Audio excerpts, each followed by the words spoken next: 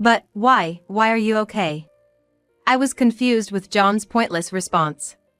I thought he knew about Lisa's car accident. How could he behave like this? Even though I had contacted him, he didn't visit Lisa in the hospital and he arrived home in the morning smelling like booze. I was just confused. I actually had an urgent task at work. But I had already checked with his workplace and confirmed that John hadn't been working. I let out a sigh as John still tried to lie and cover it up. Can't you even tell me the truth? I guess, of course, you can't, right? There was no way I didn't know what he'd been up to. I, armed with irrefutable proof, began my retaliation. Enough already. If you think I haven't noticed anything, you're making a big mistake. My name is Kathy Thompson. I turned 57 this year. After my first son, Brian, moved out when he got married, I was living with my husband, John. Even though I was just an ordinary housewife, an event occurred that shattered my peaceful life. The trigger was the car accident of Lisa, Brian's wife. One weekend, I received a call from Brian. Lisa's been in a car accident. When I heard the news, I felt the blood drain from my face. What should I do, Mom? Mom's car is in bad shape, too, and Lisa's still unconscious. Calm down, Brian. I'm heading to the hospital now. Can you tell me which room she's in? Brian had also just received a call from the hospital and seemed quite flustered. Despite his explanations were incoherent at first, Brian was finally got calm and I was able to get the details from him and headed to the hospital. I immediately called John while I was out. But John didn't pick up the phone no matter how many times I called, and I was puzzled. Why isn't he picking up? What on earth is he doing? I ran out of patience and decided to head to the hospital first. Upon arriving the room Brian had directed me, there were Lisa with her body covered in distressing casts and crying Brian. I knew it, but John was not there. Mom, haven't you seen Dad? Well, he's not picking up his phone. I have no idea where he could be.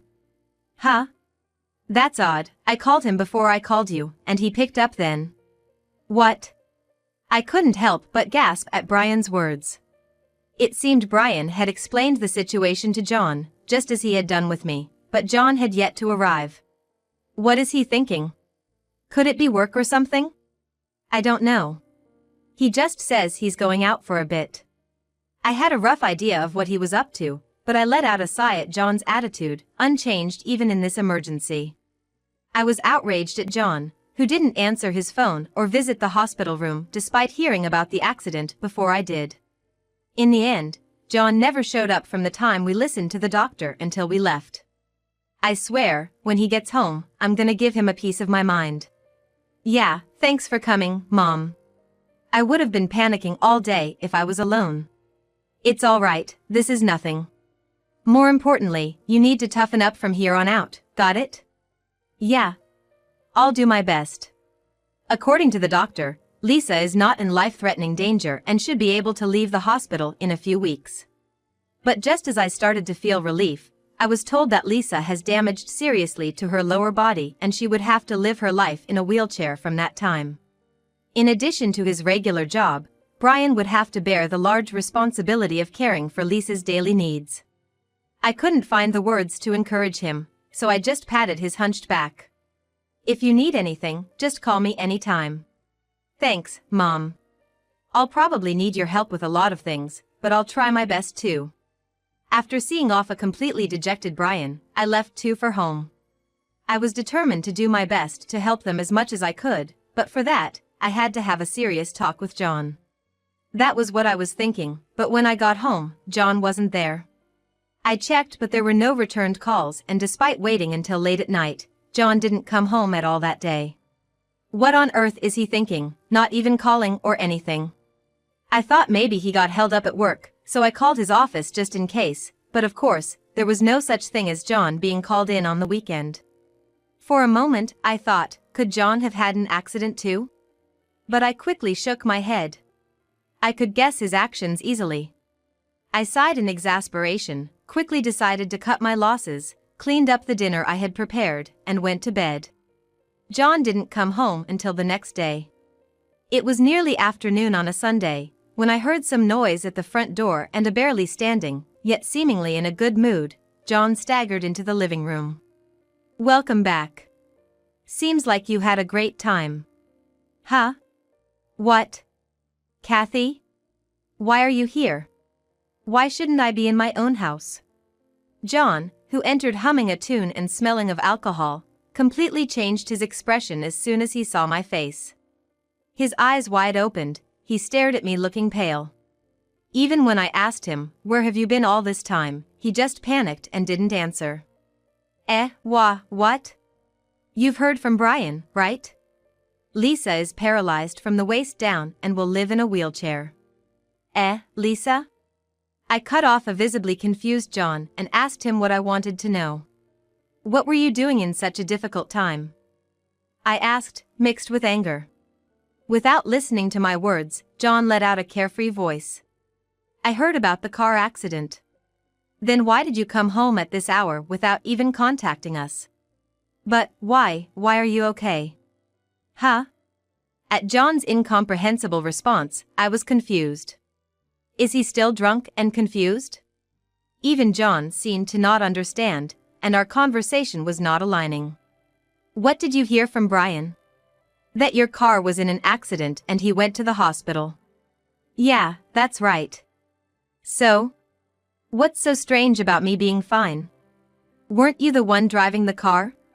Finally, in John's own words, I understood and said, "Oh, I see now." It seems that John misunderstood the news of my car accident, which he heard from a phone call with Brian, as an accident involving the car I was driving. Indeed, at that time, Lisa was the one driving my car. But I hadn't used the car yesterday as I was out for some business. I had promised to lend the car to Lisa because she wanted to borrow it. "Brian was so panicked, I assumed you had a serious accident," John said. "You've received calls from me, haven't you?" "What about that? Didn't you check?" "I thought Brian had used your cell phone to call me." He seemed very panicked, so I assumed he was calling multiple times because of that. The more I listened to John's explanations, the more it didn't add up, causing me to furrow my brow. It seemed odd that he would ignore a panicked Brian, knowing that there had been a serious accident, and not answer the phone.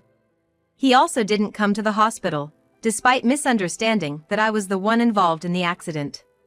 On top of that, he acted irresponsibly by going out to drink and only coming home the next afternoon. As I struggled to understand what John was thinking, he watched my face and remained silent. "So, when you thought that it was not Lisa but me, your wife, who had the accident, what were you doing and where were you?" Well, I actually had an urgent task at work. "I called your office too. Because you wouldn't answer your phone. There was no work for you, was there?" Seeing John mumble and fumble with his words trying to lie and cover up, I sighed. "Can't you even tell the truth?" "But, I guess you can't, can you?" "What are you talking about? I can clearly tell where and what you were doing yesterday." "What are you talking about?" "I was not at the office, but at a colleague's house." "Enough. If you think I haven't noticed anything, that's a big mistake." I took my phone and showed John a picture attached in an email. It was a picture taken last night when he was out. The picture clearly showed where he was, what he was doing, and who he was with. Seeing it, John's face turned pale. Why do you have such a picture? It's a convenient world, isn't it? Even husbands' infidelity investigations are undertaken.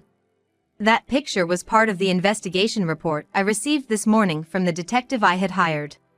I couldn't thank the detective enough for getting in touch immediately, stating that they had finally caught John out. "I've known for a long time that you've been unfaithful." "No. I wasn't unfaithful. It's a misunderstanding. I knew you'd lie and claim your innocence. That's why I endured until I had clear evidence. For about half a year, I've been quietly preparing for a divorce without letting John find out. When I consulted a lawyer, they advised hiring a detective to gather solid evidence, which I did on the days I suspected John. I had wondered if it was worth it at this age, but this incident has shown me his true colors. It's said that a person's character is revealed in emergencies, and this must be it. I couldn't fathom spending even a single second more as a family with someone like him. Even though you've been very careful so far, you've made a big mistake this time. Why, after going to such lengths to cover your tracks? It just happened. I was drinking and got careless. You've been drinking with your mistress all this time, haven't you? Why, John? John, obviously uncomfortable, mumbled his words as if there was still something hard to express. I made it clear that if he continues to lie or try to deceive, it's him who'll be at a disadvantage. John then started to talk reluctantly.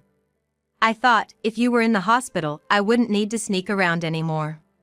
And if it was an accident, there'd be insurance money and compensation from the other party. It felt like a sudden windfall, and I just ended up drinking too much. Windfall? I was rendered speechless by John's words.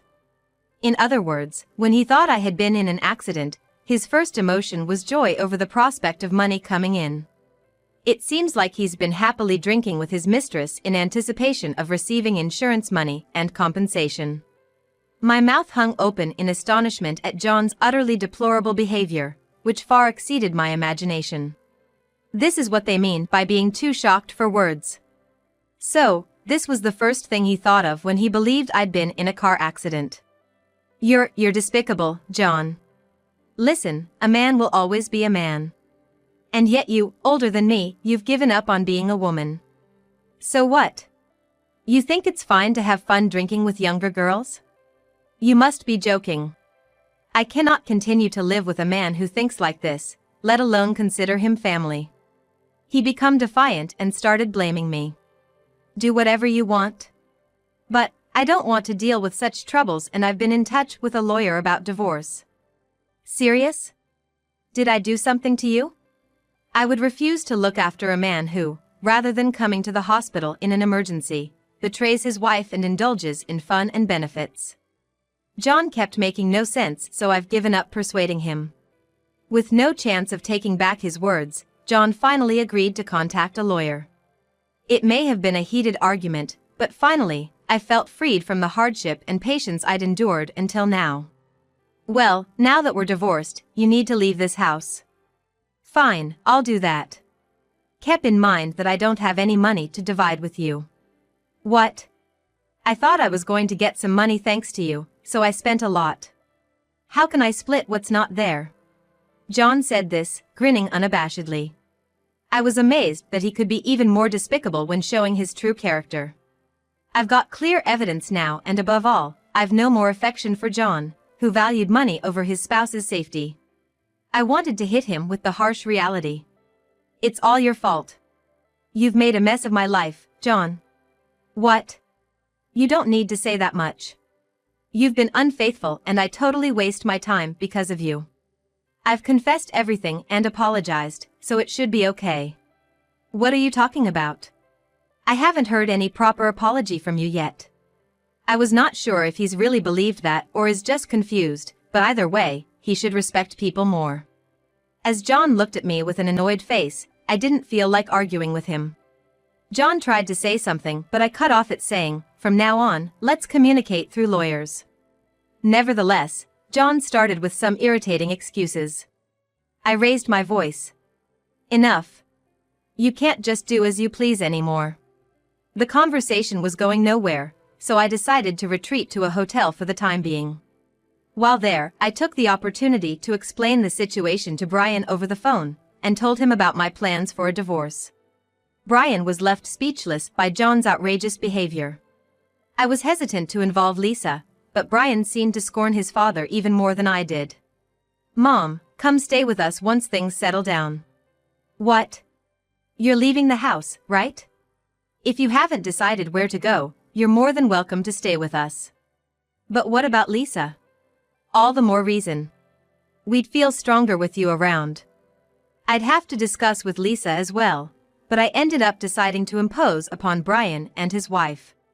Thinking about the future was rather depressing, but Brian's words gave me the courage to fight against John once again. Days later. When we involved a lawyer and got an explanation about the divorce process and the division of property, John couldn't say a word. His attitude was clearly different from when he was talking to me, but I wasn't surprised considering John's weakness for authority and titles. So, that concludes my explanation. Do you have anything else to discuss? No. Nothing. I sighed in relief, thinking I should have done this from the beginning, as everything finally came to an end. As John had said, our savings had been used up and there was hardly anything left to split. Therefore, I decided to take home items as a small supplement. However, upon seeing the moving company enter the house, whom I had arranged to coincide with my lawyer's departure, John tried to hinder me until the very end. Hey, you're taking that much? What's gonna happen to my life? Hey, you can't complain. We've discussed through the lawyer. We used those things as a family, I have rights too. You're the one who betrayed this family, don't you get it yet? As our possessions, large and small, were carried out, the house began to feel more spacious. Seeing this, John seemed to panic, worried about his future livelihood, and started to complain. He was particularly noisy when they were about to take away expensive items, like the microwave and refrigerator, that had just been replaced. I paid for those. I have the right to use them. Don't just take them away. I paid for half of them. Besides, you can't even cook, they would be wasted on you. John, who could barely prepare frozen food to be heated in the microwave, wouldn't use these things even if we left them. I've taken these items to use with Brian and Lisa would be more meaningful, so I took all the kitchen items. John was a pain, clinging on to the end. I knew he wouldn't easily agree to a divorce, as he was inherently incompetent at life. It was only when the last piece of luggage was carried out and I was about to leave the house that I finally heard an apology from John. Kathy, I'm sorry. I see. I intended to separate my home life with you from my love life with my mistress. I see. I wanted to leave as quickly as possible, repeating my lackluster responses, but John started saying things like, I really don't want a divorce, I don't want to split up. You must be kidding. No matter what you say now, we can't go back to how things were. Then at least, could you come over to cook? Pardon? She can't cook, so there's no way we can live together. I was flabbergasted by John's words until the very end. Why did I ever live with such a man? Feeling that way, I sighed again. Of course, I couldn't entertain such nonsense, so I left the house without saying a word. About a month after the divorce was finalized. While supporting Lisa's life, I was living a challenging yet enjoyable cohabiting life. My ex-husband, John, came to our house. Brian, surprised at the sight of him through the window, said he was going to the door while trying to hide behind me. While Lisa and I were quietly listening from the living room, we heard the following conversation. Brian, how have you been? Getting along with Lisa? Thanks to you, life without you is very enjoyable. Don't say that, your dad's had a hard time, too. I couldn't help but frown and exchanged glances with Lisa at John's audacious remarks. It seemed that his mistress cheated on him and ran away because he couldn't take care of himself without me. John, having lost all his reliable contacts, appeared to have visited us out of desperation. Friends and relatives who knew the reason for our divorce would naturally not assist him. He seemed to be struggling a lot, unable to survive by himself. But of course, Brian, who knew the situation well, wouldn't accept John. Relentless, John kept saying absurd things like, I now understand the feelings of those who have been cheated on. And I apologize, I want us to get back together. You have Lisa and Kathy, don't you? I'm all alone. I want to live together as a family again. Stop joking around. It's your own fault for betraying the family and losing trust. Excuse me, can I say something? It seemed that Lisa, who had been listening with me, couldn't stand it anymore and went to the entrance in her wheelchair. John, looking somehow pleased, was abruptly told by Lisa. I understand your situation. Actually, my mom also got into a traffic accident and she needs care. What? My legs are like this and it's too much for Brian to support two people. So, we don't have the capacity to take care of you. Is that so? Lisa seemed to have deliberately lied to drive John away. Assuming John, who disliked dealing with trouble, it should work effectively, and I couldn't help but grin at her quick thinking. However, John responded in a way that was beyond our imagination. While barely managing his own life, John's eyes lit up. Really, he said, grinning slyly and letting these words slip out of his mouth. Well, anyway, let's put Kathy in a nursing home with insurance money or something. Then we could live together. He raised his voice as if to say it was a really good idea. Brian and the others froze, unable to say anything. I covered my face with both hands. You clearly haven't learned anything, you fool. What, Kathy? You're here, aren't you? Duped us again, didn't you? What do you mean duped? Shut up and listen, all you do is make shameless remarks. Stay out of our lives from now on. I yelled at him with a red face and drove John away.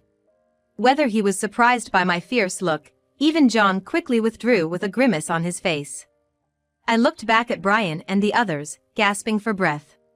We forced a bitter smile at each other, as if after a storm had passed. I hope he won't come again. Was he always like that? I feel like we suddenly can't communicate anymore. I don't want to deal with him ever again. Some time passed again. Without any more onslaughts from John, we heard rumors that he had to go and live quite far for work. Having regained a peaceful life, I've continued to live modestly and joyfully with Brian and his wife. We've renovated the house to be more wheelchair-friendly. Lisa's rehab went well, and although it was slow, she recovered enough to walk without a wheelchair. It was a recovery so miraculous, even the doctors were surprised. Once I can walk more, I'll take care of you, Kathy. Thanks, but you're getting ahead of yourself. I'm still going strong. Lisa's scars, which were said to possibly remain after the accident, are now completely healed. Once she's recovered more, we've set a goal of going on a trip as a group of 3. We plan to go to a famous national park that Lisa has been wanting to visit, probably something like Yellowstone. With a goal in mind, Lisa's motivation has skyrocketed. While supporting her dedicatedly with Brian, we are leading a lively life. This is a very ordinary and healthy family.